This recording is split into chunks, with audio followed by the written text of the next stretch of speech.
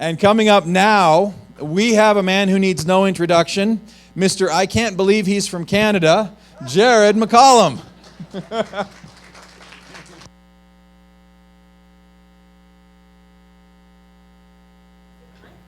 I have it on me. Oh, here we go. All right. Yeah, I want to say thank you to Kimball too, because we're always pushing it to the limits, and he's always been so grateful and graceful to just get on and fix it super fast for us. Because if I don't have my graph going, man, that messes up my day. Because we're going so fast there, just running around. I really appreciate it, and I thank you so much. Okay, so I don't know. Every time I look at that logo, it just makes me smile so much. Isn't that fat little buddy awesome? Okay, so we're going to talk about. I'm not necessarily going to talk about marketing or business development. I'm just going to talk about how I do it. And then I'm going to talk about how you can make your practice successful for what you determine success is. I think too often we're told what success is, rather than what does success mean to you? And how do you make that successful for you? Okay? One thing that I kind of always go back to is I remember, again, another story of when I was studying law. Here I am thinking about how much I hated studying what I was studying. And I just did not enjoy it. It just didn't seem to fit with me. And so I remember one day I skipped class. I didn't tell my wife that I was skipping class. And I went to the library and I sat down and I was just like, hey, this isn't working. What do I want? What makes me happy? And so I kind of hit my head against the wall for about an hour or so, and then I'm like, okay, all right, what is my dream life? What does it look like? What do I want to do for a living? How do I want to interact with people? How much do I want to make? How much do I want to work? And so I sat down that day and I wrote out what my dream was. I had no idea acupuncture was going to be involved, but I knew that I didn't want to work full time. I knew I wanted to make over $100,000 a year. I knew I wanted to work with people, and I knew I wanted to be my own boss. And so I sat down and kind of wrote out this kind of outline, and I sat there and I thought, gee, law doesn't fit into this anymore. And that's what kind of sparked and opened the door up to something different. And ever since then, and then once I got into Chinese medicine, started studying that, but then I did it again. And I thought, what do I want my practice to look like? How do I want to fit me? How does it fit in how I practice and I work with my day? And some of you may have figured out I'm a little hyper. Okay? It reminds me, I really appreciated Dr. Quiglis's talk earlier. I have 2 sons with autism. Okay? So I made that happen. So they're a lot like me. And, our minds work a little bit differently. And you have to work within that parameter. You can't make someone something they aren't. And we're going to talk about today how to find out who are you, what makes you tick, what do you love, what are you passionate about, what works for you, and how you can turn that into success for you in your practice. Okay? So, what makes someone an expert? All right.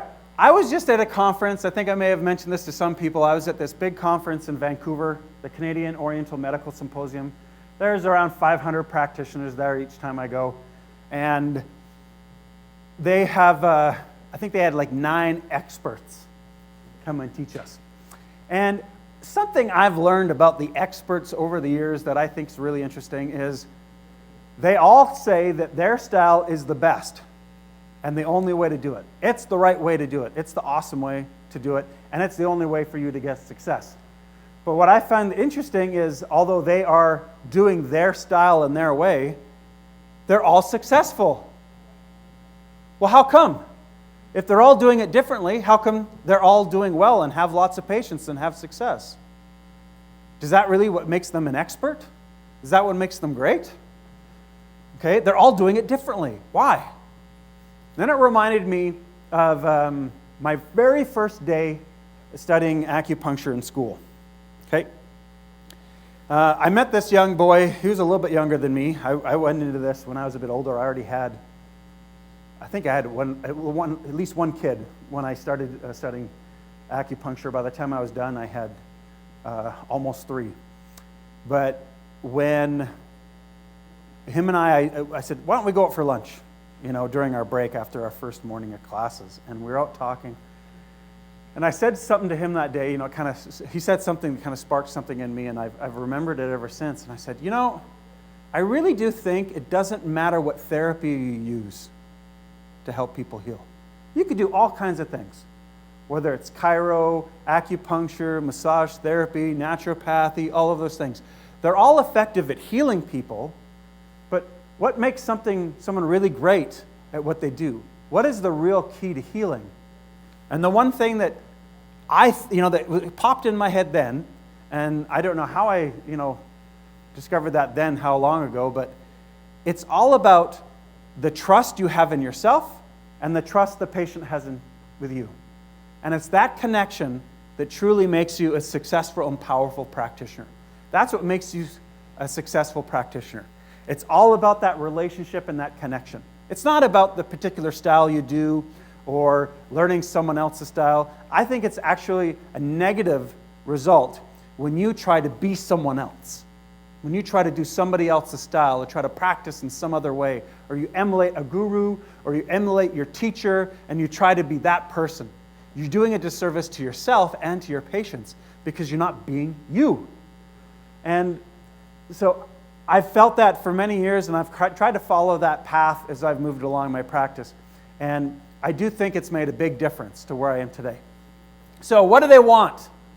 Patients crave confidence, expertise, authenticity, and connection. Okay? And what's interesting is, Western medicine has issue with a lot of these things, don't they? Okay? Has anyone ever walked into a medical doctor and felt some connection? Okay? It's very rare. And there's this issue that I don't know if it's taught in medical schools or it's just this professional distance they feel they have to create. They distance themselves from the patient because they think that's professionalism. Okay? Most doctors would think I'm incredibly unprofessional. Okay? And I don't give a damn. Okay? Because to me, it's not about professionalism. It's about connection and success. And if my patients love me, they get better, I don't care how I look, how they feel about me, or what the community thinks. Okay? We were talking about awards, and it reminded me, my first year with my AcuGraph in my new community in Okotoks, the whole foothills, so several towns and communities kind of south of Calgary, they have the best of the foothills, they call it every year. And it's the very similar thing. It's voted on by the people, and they choose. And they had one designation, like the best alternative health practitioner. Okay, this really wide, term, and it was won every year by chiropractors. Okay, and then I moved into the town. I had no idea of its existence, and I got gold our first year, and I think mainly because everyone was talking about the AcuGraph, and we've won it every year since. And 4 years ago, the chiropractors approached the organization that makes the awards, and they asked for their own designation because they're tired of losing to me every year. Okay? So now there's the top chiropractor award, and then there's the top alternative healthcare practitioner award. Okay? But that's the difference. Patients want someone that spends time with them, cares for them, and is there with them, and is not just thinking of the next patient, the next dollar rushing. In my clinic, I see, there was a period of about 6 months this year where I was seeing 100 patients a week. And my patients are in for a whole hour, and I treat both sides. So I'm running around like a chicken with his head cut off, and I love it. Okay, just running from patient to patient. But they still get their time, they still get their connection, because that's what fits me, that's what fits my style. But they still get that connection. And some patients, they come in, I see this one guy, but it's like he doesn't even talk to me. It's like pop, pop, and then on the way. And people want connection. They want to feel like not only are you listening and you understand them, but they want a friend. Not like a buddy-buddy, but they want someone that really understands them and is there for them and cares what's going on in their world. Okay? So, confidence, let's talk about some of these things. Confidence is not something that can be learned like a set of rules. Okay? Confidence is it's a state of mind. It's this something that's just kind of inborn and you develop over time. It's hard to teach confidence. Okay? The problem is when you try to teach confidence, you're trying to get someone to think of this thing I'm supposed to be, rather than just being confident in who you are. That's true confidence. If you're confident in yourself and what you like and what you love and what works for you, that's going to make you confident. Don't try to be confident. Develop confidence in yourself and your style and who you are. That's what makes you confident. And patients love that. Okay? Because if they sit down with a practitioner and they're hesitating or they don't really know or they're not really sure, okay? Like I have patients all the time that come in and they drop their big disease name on me. I've got blah, blah, blah, blah, blah. Have you ever treated that before? I'm like, I've never heard of that disease before. But I'll tell you, as soon as I see your AcuGraph, I'll know what's going on and we can fix you. Okay? I don't care what their disease name is. I don't have to have all the answers because I've got the AcuGraph. Okay? I just want to know, and anyone who's done acupuncture, we know it's not the disease, it's the pattern. And if you understand patterns, you don't have to know everything. You don't have to know every disease. You follow the pattern, you treat the graph, people get better. And that alone develops an incredible amount of confidence in you as a practitioner. Okay? My confidence from before having AcuGraph to having it now, I changed as a practitioner once I really start to understand it and use it. And there's a little hesitation and, kind of how to do it. And once I started graphing every visit and seeing those patterns show up in the graph, it made a huge difference in how I do it. Expertise. What makes someone an expert or gives you expertise? I tell you, it's AcuGraph. I'm sorry. Every now and then, I'm going to sound like an employee. But 12 years and almost 40,000 graphs, I've developed such an amount of trust in AcuGraph and how freaky accurate it is every time. Every day I'll have a patient and we'll graph them and they'll be like, how does it know that?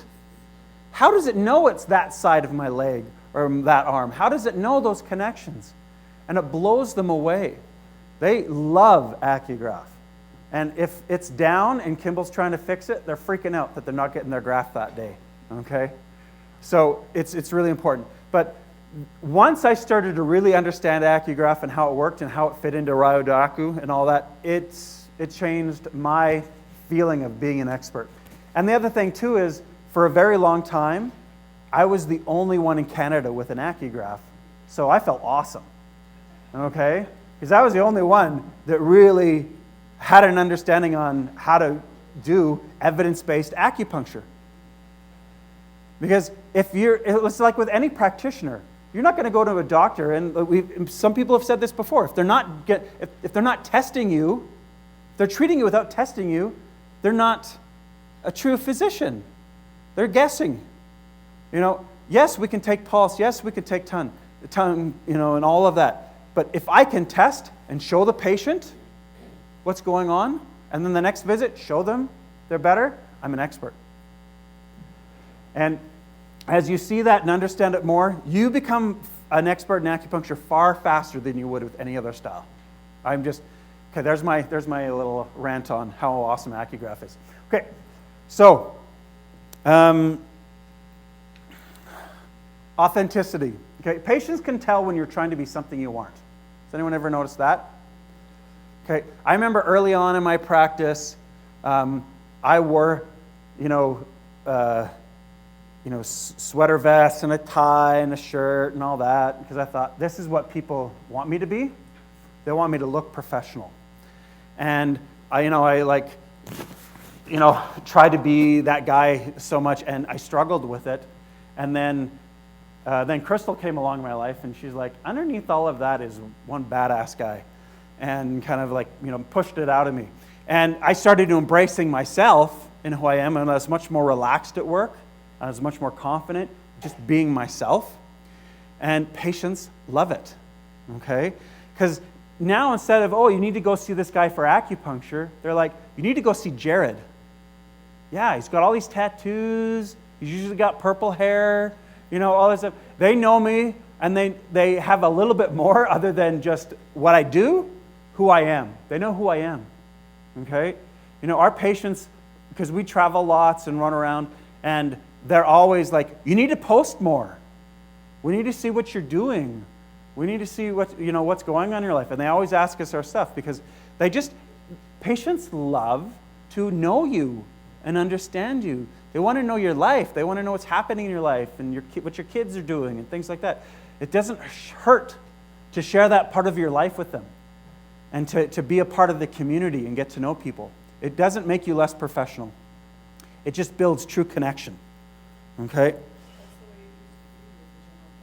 Yeah. Yeah. And she's saying that's the way it used to be with practitioners. We just need to bring it back. Don't try to be somebody else. Just be you. And so that doesn't mean you be me or you be Dr. Larson. Just who are you? How does it fit in your practice? And make that. And patients pick up on it. They're like, because that when you're at ease and you're comfortable, that breeds confidence, right? When you're uncomfortable and unsure of something, do you feel confident? Do you feel connected with things? You feel off. Your chi's not flowing, and patients pick up on it, and they know something's wrong. Okay, connection. All right? Patients are tired of not being heard, felt, or understood. Okay? How many of you had a patient in, you do their AcuGraph, you explain it to them, and they break into tears, and they're like, someone finally understands me. Someone knows what's happening. And to me, when that happens, you get that warm, fuzzy feeling like, I'm doing what I'm supposed to be doing. I'm here for these people because now they know. And the feeling they get when you can explain what's going on with their graph and everything, and to bring it all together and give them a true cause, when they've seen doctor after doctor for years, and they keep telling them it's in their head, or they're fine, or there's nothing wrong, and we finally give them answers that we can show, nothing more rewarding than that. Next, it's when they're all better, but that initial experience of just providing them with understanding and explanation, I love it. Again, another reason why I love AcuGraph. Okay? And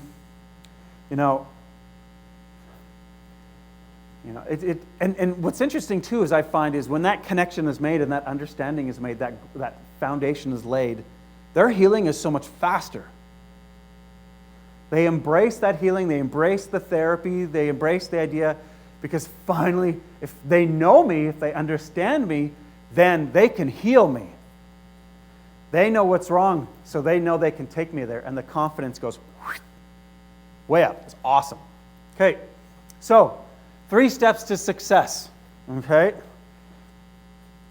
We want to envision and start creating our dream practice. All right? That's one thing. When you leave, or sometime tonight, or on the plane on the way home, I want you to pull out your phone or a little booklet, and you write down, ask yourself those tough questions. Are you living your dream practice right now? If you envisioned for years how that would look, what you want to treat, how your office is set up, how you want to run around through your day, how many people you want to see, how many hours you want to work. If it's out of balance, if it's not fitting your design and what would just make you feel at home and at ease, then change it. Okay? Draw it out and create it in your mind, and you work at getting there. It may take you 5 years. I don't care how long it takes you, but just get on that path of creating that dream practice. Because the faster you understand it and figure it out and start putting it into place, the faster it'll come, and the more confident and easy you will be in your practice. Okay? Now, I interned under a fellow that did a lot of mental emotional treatments, and he would spend a lot of time with the patients. Okay? He's very water. Okay? If anyone knows water people, they can do that. Okay? They can just sit, got lots of time, they move like water. Okay? I'm fire. Okay? I'm busy. I've got to be going. And I understand that about myself. I need to kind of run around and be busy. Because, it's like a flame. I'm up. I go 100 miles an hour for 3 or 4 hours, and then I'm done. I take a 2-hour break. And then I come back to it. I always have a nap in between if I do 2 shifts that day. And then I go back and go 100 miles an hour again. I love it. It's awesome. And then I go finish the day. And I work 6 days a week, but I only work 30 hours. Okay? But it works for me. That's what I love. I talk to people and they're like, why are you doing that? Why are you treating both sides? Just treat one side.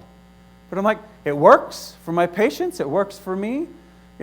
We think that there's one thing I want you all to understand is there are so many different types of patients out there. Okay? There's an abundance of people to treat. You're looking for the people that fit you. You're not looking to treat everybody. Okay? I have certain red flags. And if those red flags come up in my intake, I don't treat them because they don't fit me. I'll say, I'm sorry, but after looking at your case, I don't think I can help you. And then I refer them to someone else that fits them better. Because I don't want a shopper.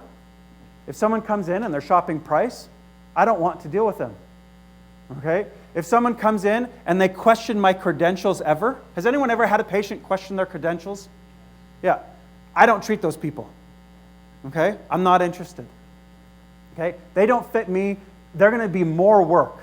Because I run around so much and I'm doing so much, I want patients that fit me and fit my time, that want to be there. You need to develop your own red flags. What is a flag that says to you, this patient's not right for me? They're going to be more trouble. You probably have 5 or 6 currently that you're treating. They're not worth it. Okay? Because when their bad energy is in your clinic, everyone else can feel it. They feel it on you, and that stress and that, I have this one patient that drives me nuts. Okay? And the only reason he still comes into the clinic is because Crystal likes him. That's the only reason he's allowed to come back is because Crystal feels sorry for him and wants to help him out. Okay? And me, it's just every time he comes, I'm just like, oh, not today. And so I have to muster up all this strength just to work with this one patient. Okay? And it drives me nuts. And I can have 99 other patients that week, and it doesn't do that to me. Okay? I don't want that. And if you have a patient that makes you feel that way, you don't have to help them because they don't fit you. No matter how much you treat them, you're not going to get the same results unless they find someone that fits them. And that's why I never feel bad referring or, if a patient's not getting better, like if a patient is not improving, significant improvement within 6 or 7 visits with me, I refer them somewhere else. Because 90% of my patients, I can get them like 80% better within 6 or 7 visits. And if I can't, they're not right for me. They need a different therapy or a different person. I'm sure we've all felt that in one way or another. So don't stress yourself out with these people. It's not worth it. Okay? We don't have to fix everyone. We don't have to treat everyone. Okay. Become skilled and confident. Well, yeah. How do we become skilled and confident? What's the path for that? Okay? So let's talk about some of these things as we move on. All right. What's your dream practice? I talked about this earlier, kind of got pulled away and talked about that earlier. But again, how does that work? What's your salary expectations? There's nothing wrong with making money, right? We talked about this earlier with Dr. Larson. It's just Qi. It's an exchange, an energy exchange. Okay? I knew for me that, I don't like stuff, but I like experiences. So Chris and I travel a lot. Okay? And if you want to travel a lot, what do you need? You need lots of money. All right, lots of Qi. So you got to work to get it. And if that fits into your lifestyle and your dream life, your dream practice, then you need to make more money. If you're like, I just love hanging around with people and being and helping, I don't need much, then you don't need to make a lot of money. That's okay. If that works for you, don't feel pressure to make a whole lot of money if that's not what you need in your dream and how it fits into you. But if you've got big plans and want to do lots of stuff, make it happen. Put it into your plan. Put it out there. Do you want to work just one-on-one? Do you need multiple rooms? Do you want to specialize in something? Is there a certain type of patient you like to treat? I treat certain things a lot. Like I treat a lot of mental emotional disorders. I do a lot of menopause, do lots of pain. I don't tell anyone I specialize in anything. I specialize in a certain type of patient.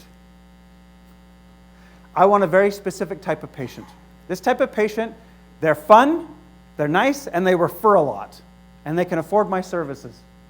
That's what I specialize in, those type of people. And I want you to also tonight or later on, I want you to write down what your dream patient is like. What's the type of patient that you like in your office? I want a patient that comes in with good energy. I don't like people that are judgy. I don't like people that throw their shit around, their emotional shit, and let it stick everywhere and make everyone else feel off and feel drained. I don't like emotional vampires. Okay? So if they come and they're borderline, I train it out of them. Okay? I don't care about your story right now. I want to get you better now. What's going on right now in your life? And so try to figure out what that patient is and start training your patients to be that way. I shared the office with a chiropractor for a while, and he was always 45 minutes behind. And our flooring in our space is rocks. Okay? It's like they take it on with a trowel and put it out. So we're always walking on little pebbles and rocks everywhere. And so it's amazing on the feet. I work barefoot all day long, and people love the flooring.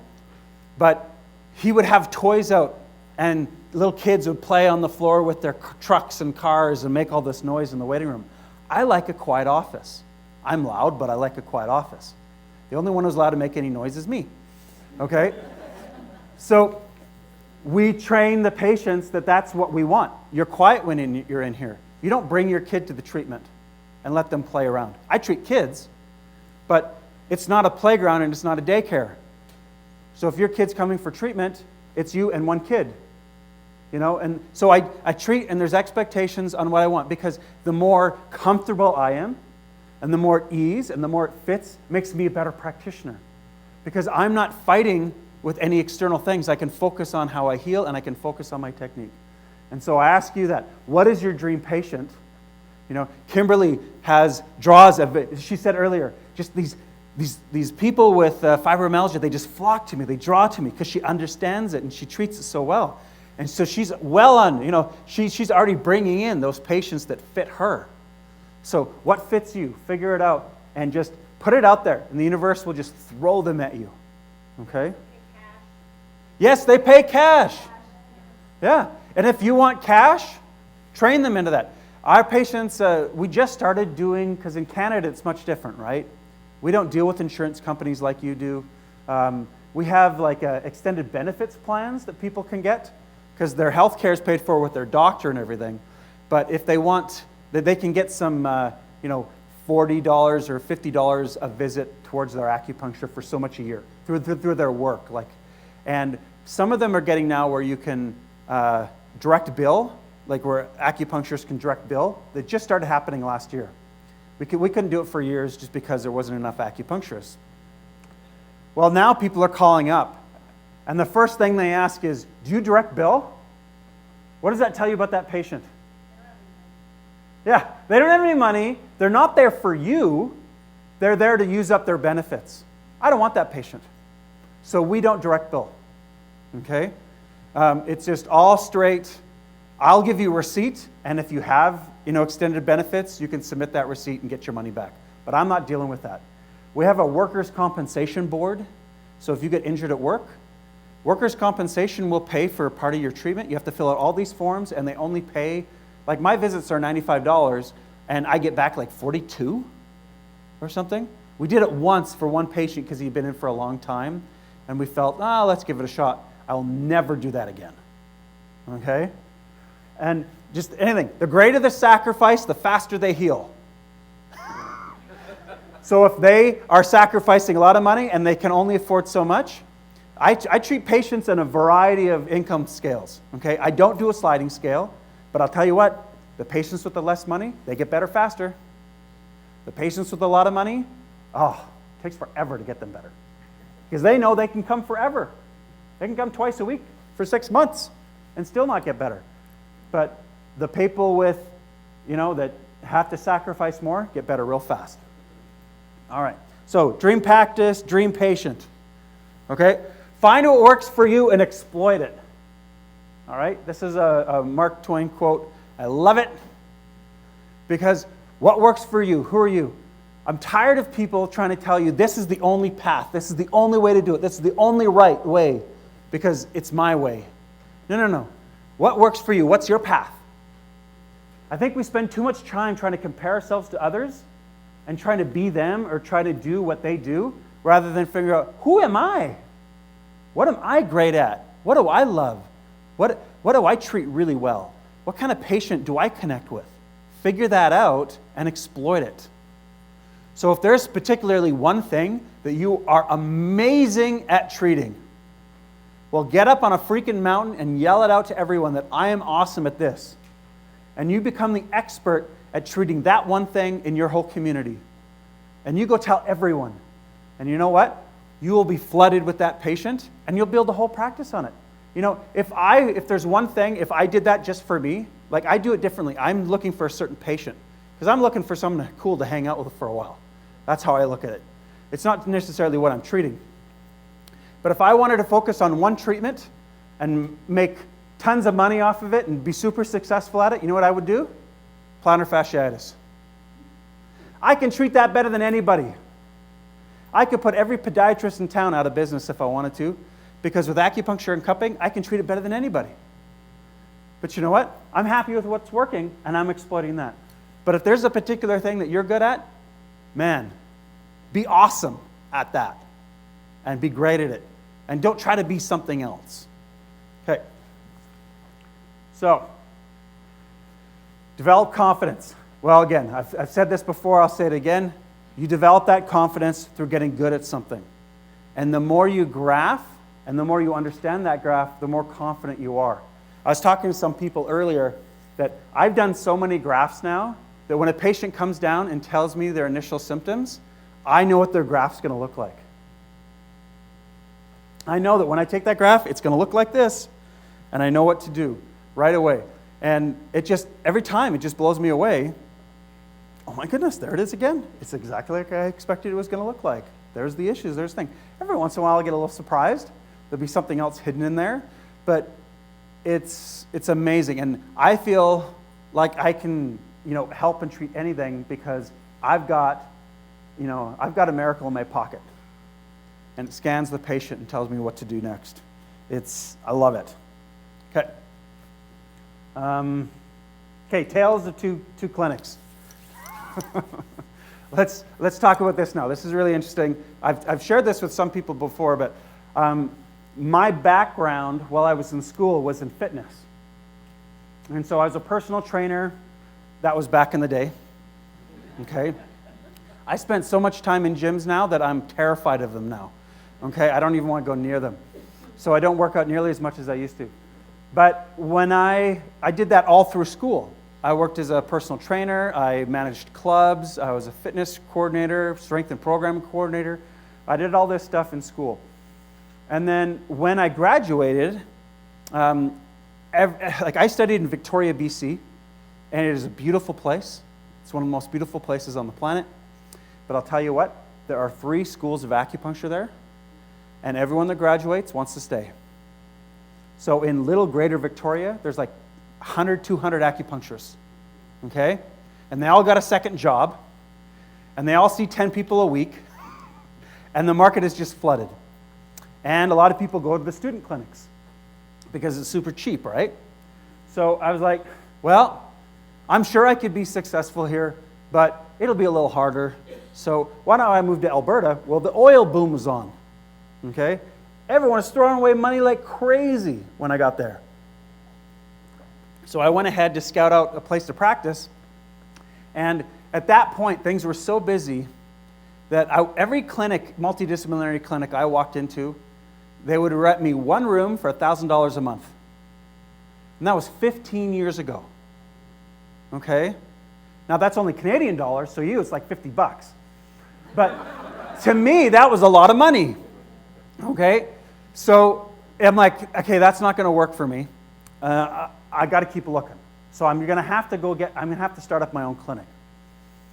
Because I could go lease a space for almost the same amount, it seemed. But I hadn't found a place yet. So I walked to the gym that was the closest to me, dropped down my resume. I was hired that afternoon. And I started doing personal training again. And I was looking for my space and working hard there. And that month I sold more personal training than anyone in the club. But I found a place to practice at the end of the month. So I'm like, okay, this is fun. Someone's going to take over my clients because I'm going to go practice. And they're like, no, you're not. If you stay, we'll give you a room. We'll cover all your costs if you stay. You can see your patients and see your clients. And I'm like, okay, interesting, fun, let's try that.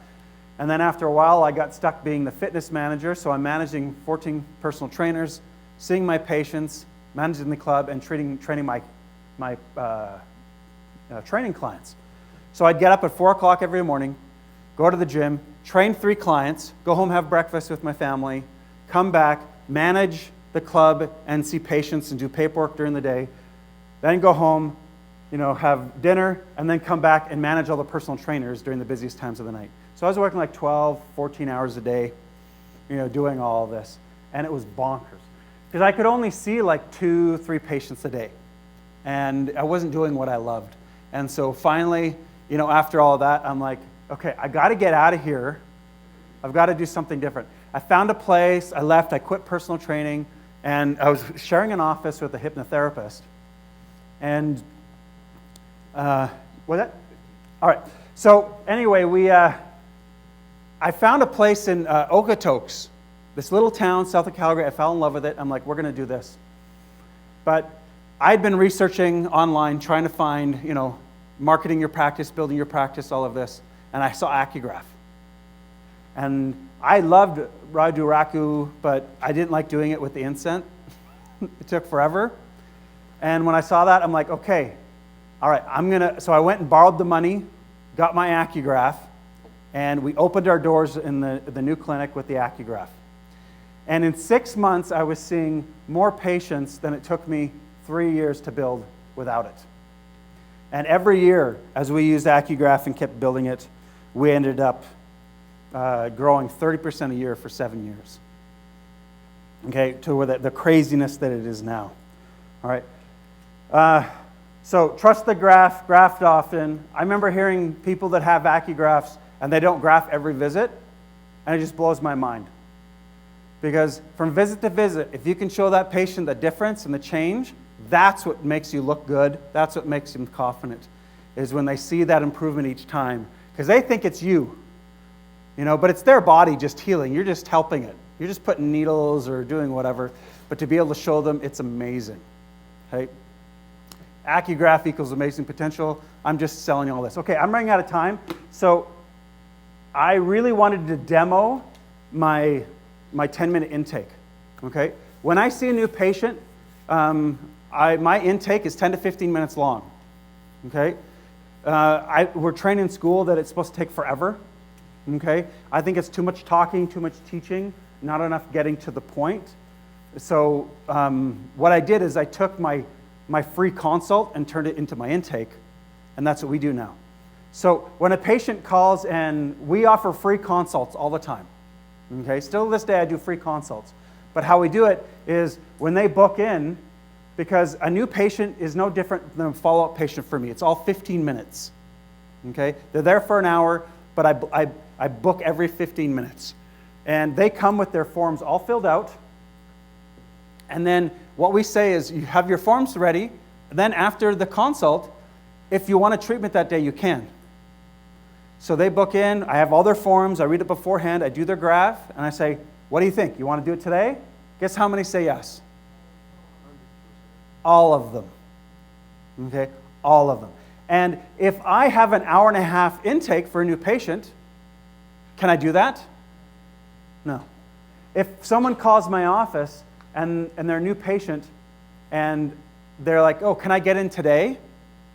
For me, I only have to add 15 minutes to my day to see that new patient because of the way I schedule things. So I can take anyone, anytime, any day, and just add them at the beginning or the end of my shift. We do it all the time. And because of that streamlined intake, and because of what AcuGraph can do for us, boom, I just got a new patient just because they called in.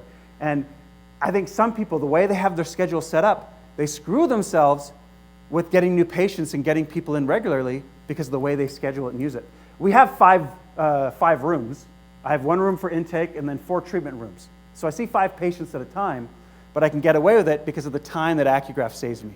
The graph is there, 1, to help me know what to treat, but more importantly, the graph is there to help them understand what the hell is going on for them. I always say to other acupuncturists that AcuGraph is like tarot cards. Okay? Do you know how tarot cards work? They're not talking to spirits. Okay? They just know the patterns of the cards. And when those cards come up, they relate those patterns to the person, and they're like, "You're reading my mind." How many of you have gotten to that point where you tell a graph and you point stuff out and everything is on point?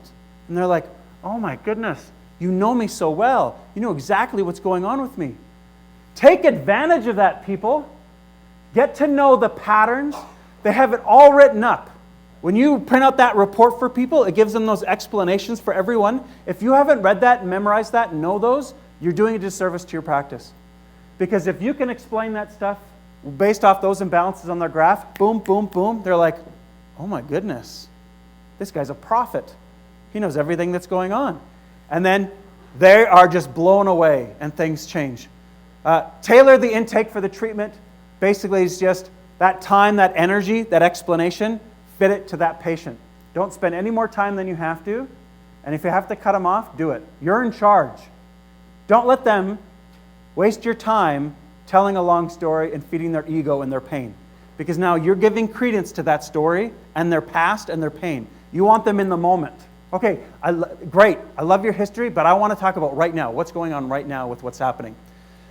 Develop acupuncture advocates, okay, or acupuncture disciples, as I sometimes call them. And I do regular talks and trainings for patients and our 5 Elements Latin course that I've been teaching for years. And I'll tell you what, over the last 15 years, I've taught 4,500 people my system and how I approach it. Okay, and you know what? Those people, whether they became a patient or not, you know what they became? An advocate. Because now they understand, they believe it, they know it, and they refer everyone to me. I got that award that first year being in a new community just because I went out and I got to know the community and I talked to them. Okay? My referral tools I have. Oh crap, where are they? Chris has them in the car, damn it. Okay. We will take pictures of them up and put them on the user group and we'll add them to the thing. But basically, the way we market within our practice, I don't do any printed ads, I don't radio, I don't do news, I don't pay for anything. All my marketing and energy and dollars is focused into the patient. Okay? And so if you don't have social media, you don't have something for your patient to share. So if you haven't, get yourself in the, up to date and at least do one or the other. I'll tell you, if you want to treat younger people in age group, do Instagram. If your patients are 35 and above or 40 and above, mainly women, don't even bother with Instagram, do Facebook. Because where are they? Find out who your perfect patient is and find out where they are and market to that only. Okay? With our teaching tools and so on, we just focus on developing handouts and everything to help our patients refer. What we like to treat is on them. And one thing that we do differently than most practices is, and I know I'm going over time, I'll be real quick, is, when some places where we'll give you $20 off your next visit if you refer somebody, we never do that. If you refer a friend, they get $20 off when they come see me because they're a referral. So instead of $130, they pay $110. And that way, the patient, the reward they get is the good feeling of referring their friend, and it engenders more. I don't want greed or anything else to motivate my patients. I want them to be motivated by helping their friends and family, and it changes the dynamic of that referral in that first patient. Because when they come up and they're like, "Oh, you were referred by so-and-so. You pay $20 less today." They're like, "What?" And then they call their friend up and they thank them and they say how awesome the experience was. And then that one patient is like, I'm glad I referred to them. It worked out great. I'm going to refer somebody else. Change that paradigm with that. Community connections is just basically, I have joined almost every club in our community. I don't stick in them for very long because if it's not for me, I don't stay with it. I've joined the theater group. I've done 3 or 4 plays with them. I've joined the Big Rock Singers. I host the Rocky Horror Picture Show for our town every year. I dress in drag and sing for everybody. Okay? I've joined CrossFit gyms. I've done this. I've joined art groups. I want to meet everyone in my community. Okay? And I don't tell them what I do. They ask me. They're like, oh, that's interesting. I'm like, yeah, would you like to come in for a free consultation? Okay? 1 out of every 4 people in our community is my patient. Okay? Get out there, get to know everyone, get involved. The other thing I would say before I clear up here is, if you decide in your dream practice ideal, I'm going to work full time. I want to work 40 hours a week. Okay? Well, then, and if you want to say see 50 patients, if you can set up multiple rooms, you can see that 50 patients in like 20 some hours. Okay? Then you take the rest of that time and you get out in the community and you stay busy getting to know people. The problem with acupuncturists is they put energy out there, they get busy, and then they stop. You need to put at least 10 hours a week out into building your practice until you're where you want to be. 10 to 20. And so I worked 40 hours a week, even though I only was in the clinic 10 hours a week. Because initially, I just scheduled it because I had 2 rooms to start with. And so I'm like, okay, I want 50 patients. And so it worked out to be, okay, that's 25 hours. So I would work 15 to 20 hours a week building my practice. And we should all think of it that way. Okay?